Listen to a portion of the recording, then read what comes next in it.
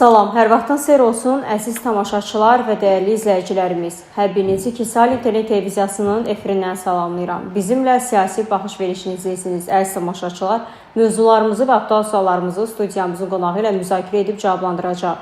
Qonağımız Milli Məclisin Ailə, Qadın və Uşaq Məsələləri Komitəsi sədr müavini Jalə Əliyevadır. Xoş gəlmişsiniz Jalə xanım. Xoş gününüz olsun. Dəvətimizi qəbul etdiyiniz üçün təşəkkür edirəm. Mən də sizə dəvət üçün təşəkkür edirəm. Çox sağ olun Jalə xanım. Qeyd etdiyimiz kimi bir çox aktiv mövzulara toxunacaq. Bunlardan biri də cənab prezident İlham Əliyevin Vaşinqtonda keçirilən Sülh Şurasının ilk iclasında iştirakı ümumiyyətlə Azərbaycanın xarici siyasət baxımından hansı əsas xüsusiyyətləri özündə əks etdirə bilər? Bu barədə nə demək istərdiniz? Buyurun. Təşəkkür edirəm. Əlbəttə ki, cənab prezident İlham Əliyevin Vaşinqtonda keçirilən Sülh Şurası sammitində iştirakı və ümumiyyətlə bu sammitin özünün belə deyək ki, gedişatı bir neçə günlərdir ki, dünya mətbuatının aktiv mövzulara belə gündəmindədir. Bu çox əhəmiyyətli, çünki bir sammitdir və istər iştirak baxımından, qonaqlar baxımından, istər qoyulan məsələlər baxımından və ümumiyyətlə bugünkü dünya,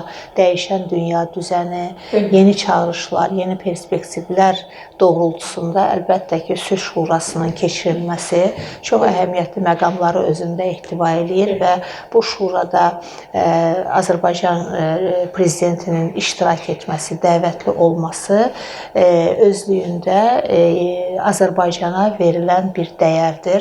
Azərbaycanın beynəlxalq nüfuzunun durmadan artması deməkdir, güclənməsi deməkdir və Azərbaycanla, Azərbaycanın mövqeyi ilə fövqəl dövlətlərin, fövqəl güclərin hesablaşması amilini ortaya qoyur ki, bu da çox əhəmiyyətli məqamdır həqiqətən. Bu, ölkədə həyata keçirilən düzgün həm daxili, həm xarici siyasətin nəticələridir. Düzgün olma və prinsiplərə uyğun olaraq aparılmış kursun nəticəsidir. Bu, dəyişməz mövqenin nəticəsidir. Bu, ölkədə mövcud olan ədalət prizmasının, demokratiyanın nəticəsidir və eyni zamanda Azərbaycanın davamlı dünyaya çağırışların nəticəsidir. Bu çağırışlar nədən ibarətdir? Ölkə prezidentinin səviyyəsində, ölkə prezidentinin davamlı olaraq çıxışlarında toxunduğu ən əhəmiyyətli məqam sülhdür.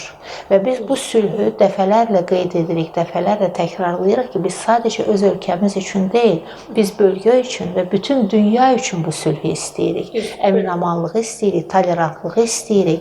Yəni, Azərbaycanın bugün dünyaya ixrac etdiyi, belə deyim ki, siyasət və sadiq qaldığı istiqamət bundan ibarətdir və görünən odur ki, Azərbaycan doğru yoldadır və bu doğru yol da dünya ölkələri tərəfindən, dünyanın aparıcı ölkələri tərəfindən qəbul edilir. Bir nümunə olaraq götürülür. Əlbəttə, bu belə də konstruktiv bir nümunə olaraq ortaya qoyulur və biz unutmayaq ki, 30 ildən artıq işğal altında yaşayan bir ölkə olaraq torpaqları işğalda məruz qalan, insanları qaçqın köçkün vəziyyətinə düşən bir ölkə 44 gün ərzində müharibə günlərində belə yenə də belə deyim ki, ədalət prizmasından çıxış etdi.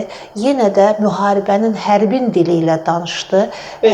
Mən belə deyək ki, qarşı tərəfin sivil insanına, əli yalın insanına əl uzatmadıq, dil uzatmadıq. Tam əksinə, yəni daha az itki verilməsi üçün hətta təkliflər də irəli sürdük. Amma bütün bunları bizi başımıza gətirdilər.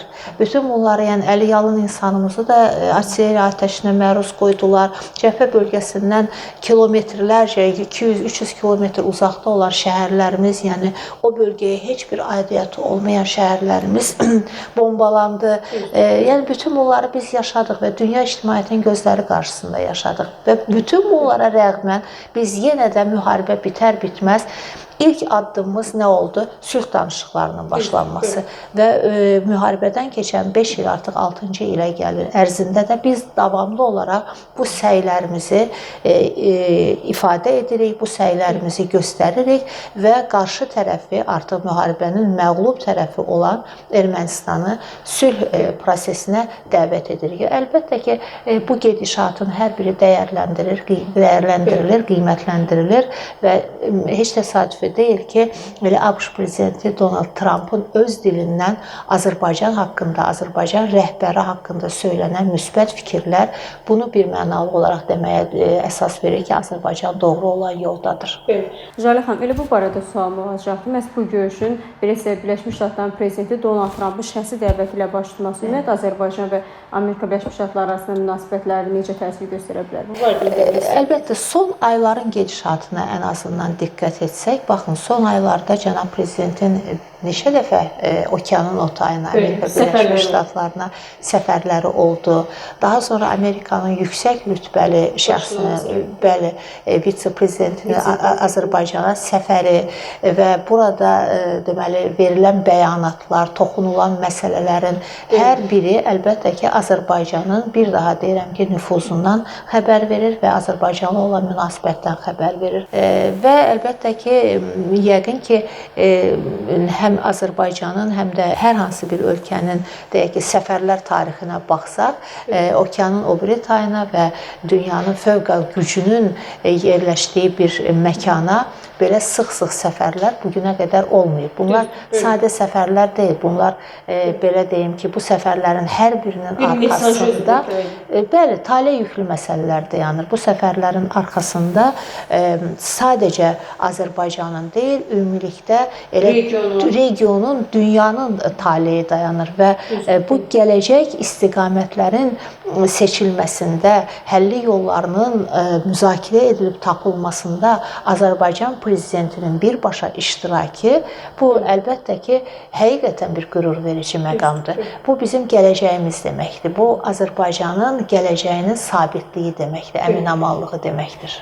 Bildiyimiz kimi, ötən həftə ərzində Birləşmiş Ştatların vitse-prezidenti J.D. Vance beləcə Azərbaycana səfər etmişdir və səfər çərçivəsində Azərbaycan ilə Birləşmiş Ştatlar arasında strateji tərəfdaşlıq xassiyəsi imzalanmışdır. Ümumiyyətlə, bu sənəddə bir çox məsələlər öz əksini tapmışdır. Bunlardan biri də süni intellekt mərkəzlərinin yaradılması, həmçinin enerji mənbələri ilə bağlı Azərbaycan su təminatını gücləndirməsi kimi bir çox məsələlər. Bu barədə nə demək istərdiniz? Bugün əlbəttə ki, dünya artıq süni intellektlə idarə edilməyə başlayır və bu istiqamət də qaçınılmaz bir istiqamətdir və zamanın, məkanın tələbinə görə gələcək inkişafın, belə deyək ki, qlobal inkişafın, texnologiyanın, inkişaf edən texnologiyanın növbəti bir mərhələsidir ki, və bu mərhələnin də rahat bir şəkildə keçirilməsi və bu mərhələyə hazırlıq prosesinin güclü olması əlbəttə ki, həmin ölkələrin ilklər sırasında gəlməsinə də şərait yaradacaqdır və bu istiqamətdə cənab prezidentin birbaşa çıxışında qeyd olunan məsələlər, tövsiyələr, verdiyi tövsiyələr və tapşırıqları yəqin ki, bizi izləyən hər bir tamaşaçı xatırlayır, unutmayıb və bu doğrultuda bugün deyək ki, dövlət qurumlarında, əlaqədar qurumlarda bu cənab prezidentin tövsiyəsinə əsasən işlər gedir və hər kəs belə deyək ki, gələcək fəaliyyətini bu istiqamətdə qurur. Eyni zamanda su ehtiyatları, bugün bilirik ki, bütün dünyanı su problemi kimi bir qlobal bir məsələdir. Bu sadəcə bir ölkənin problemi deyil. Bu ümumilikdə belə deyək ki, bir problemdir, bir iqlim dəyişikliyi ilə bağlı olan məsələdir və bu məsələdə də Azərbaycanın önə çıxması, Azərbaycanın öncüllər sırasında olması, bu da əhəmiyyətli məqamdır.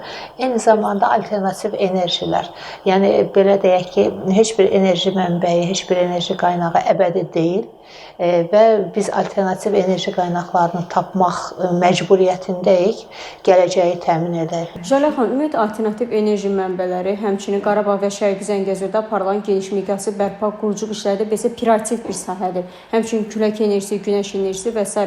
Həmin layihələr barədə qısa da olsa fikirləriniz necədir? Bəli, mən sözü ona gətirmək istəyirəm ki, biz durmadan quruculuq işləri ilə məşğul, nəhəng quruculuq işləri görürük. Qarabağımızı yenidən qururuq, yenidən tikirik, abadlaşdırırıq və burada həyata keçirilən böyük layihələr əlbəttə ki, gələcəyə istiqamətlənmiş layihələrdir və bu layihələrin bir hissəsi də təbii ki, enerji mənbələrinin təminatı ilə bağlıdır. Bilirik ki, o ərazilərə zamanla deməli, qaçqın-köçkün vəziyyətinə düşmüş milyondan çox insanımız zaman-zaman mərhələ-mərhələ köçməyə başlayıb və köçəcək. Yeni bir həyat canlanır. Yeni bir həyat və bu həyatın tam təminatı üçün, infrastrukturun tam yerləşməsi üçün, təmin edilməsi üçün əlbəttə ki, alternativ layihələr də hazırlanmalıdır ki, Azərbaycan artıq bu istiqamətdə də bir çox layihələrin təqdim uğurlu addımlarını atır və sevindiricidir ki, bu layihələr dünya səviyyəsində də, beynəlxalq səviyyədə də qəbul edilir və bu layihələrə diqqət çəkilir. Azərbaycanla bu layihələrin həyata keçirilməsi sahəsində əməkdaşlıq etmək istəyən tərəflər var.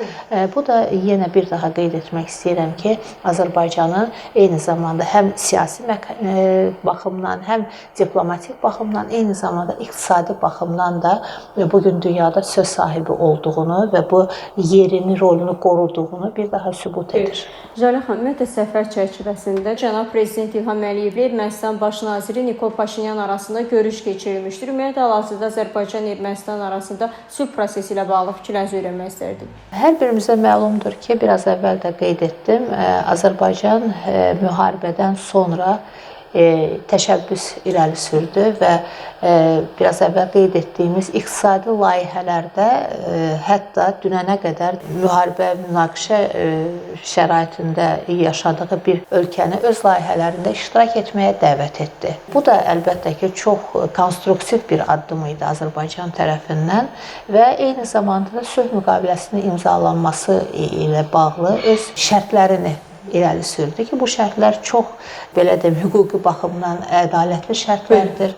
Azərbaycanın deməli tarixi, coğrafi haqlarını bir daha təsbit edən hüquqlardır, şərtlərdir və bu şərtlərə qəbul edilməsi şərti ilə sülh müqavilənin imzalanması əlbəttə ki, çox əhəmiyyətli bir məqamdır. Və bu günə qədər belə deyək ki, Ermənistan tərəfi bir neçə dəfə bu sülh müqaviləsi imzalamağa hazır olub. Hətta avqust ayında bilirik ki, Vaşinqton səfəri zamanı paraflanma, ilkin bəli bir imzalama oldu. Lakin tam olaraq müqavilə hələ ki imzalanmayıb. Və təəssüflər olsun ki, Ermənistan tərəfi yenə də hər zamanki kimi belə deyək ki, tərəfli siyasətin tez-tez mövqeyindən, mərkəzdən qaçma, mərkəzə qaçma prinsipləri ilə hərəkət edir. Bilmirəm, yenə də kimlərinsə hədəfinə çevrilir, kimlərinsə alətinə çevrilir.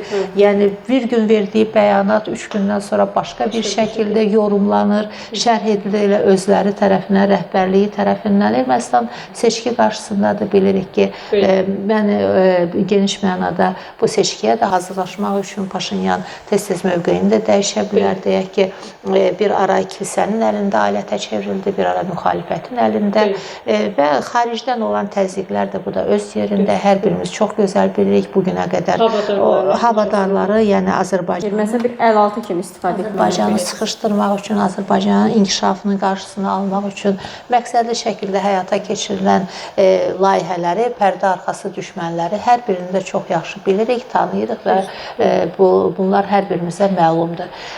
Görünən odur ki, lakin bu son intensiv görüşlərin hər birində, səfərlərin hər birində hər iki ölkə rəhbərinin görüşməsi və görüş əsnasında toxunulan məsələlər və mətbuata açıqlanan fikirlərdən bu qənaətə gəlmək olar ki, Ermənistanla Azərbaycan sülh müqaviləsinin imzalanmasına çox yaxındır. Yəni bu həqiqətən də qaçılmazdır. Yəni bir müharibə bitdikdən sonra mütləq onun bir yəni de jure şərti bir müqavilənin imzalanmasıdır.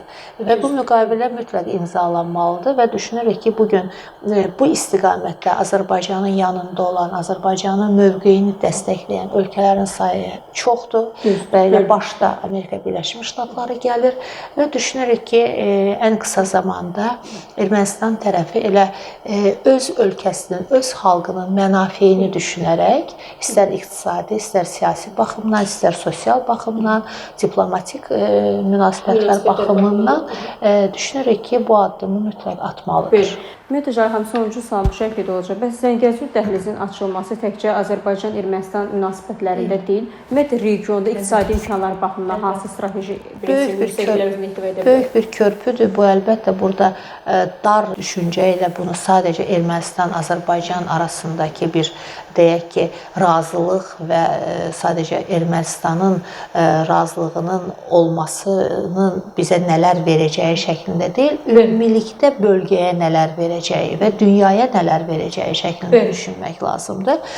İllərdən bəri bu bağlı qalan və bir çox problemlər yaradan, süni şəkildə problemlər yaradan bu körpü, bu yol əlbəttə ki, açılarsa bu məkan əhəmiyyətli bir coğrafi məkana, mərkəzə çevrilir, strateji mərkəzə çevrilir, logistik mərkəzə çevrilir, ticari, yəni bir çox ölkələrin, həm bölgə ölkələrinin, həm dünya ölkələrinin maraq mərkəzi. Və yüklərin sürətli şəkildə çatdırılması. Və nəhayətdə bu akvatoriyanın, bu deməli sahənin sakinlərinin hər birinin daha yaxşı yaşaması, daha təminatlı olması və gələcəyinin daha sağlam iqtisadi bünövrələr üzərində qurulması anlamına gəlir ki, düşünürəm ki, bu məsələyə sədd çəkmək yox, tam əksinə ön ayaq olmaq hər bir ölkənin mənafələrindən xəbər verərdi.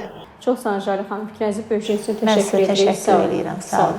Belə əziz tamaşaçılar və dəyərli izləyicilərimiz, bugünkü verilişimizin sonuna gəldik. Nəzərinizə çatdırmaq istərdim ki, studiyamızın bugünkü qonağı Milli Məclisin Ailə, Qadın və Uşaq Məsələləri Komitəsinin sədr müavini Jalə Əliyeva idi. Gələn görüşlərə dək.